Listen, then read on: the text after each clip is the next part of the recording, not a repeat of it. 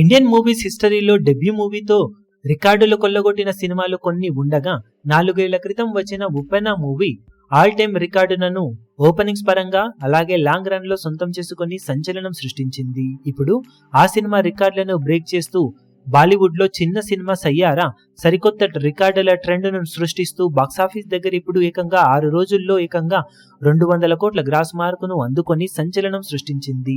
5 రోజులు కంప్లీట్ అయిన తర్వాత ఇండియాలో 133.75 కోట్ల రేంజ్ లో నెట్ కలెక్షన్ అందుకొని ప్రతి రోజు మొదటి రోజు కన్నా బెటర్ కలెక్షన్ సొంతం చేసుకుంటూ దూసుకుపోతున్న ఈ సినిమా ఇండియాలో 5 రోజుల్లో 158 కోట్ల రేంజ్ లో గ్రాస్ కలెక్షన్ అందుకోగా ఓవర్సీస్ లో 23 కోట్లకు పైగా గ్రాస్ ను అందుకొని వరల్డ్ వైడ్ గా 171 కోట్ల రేంజ్ లో గ్రాస్ ను అందుకుంది.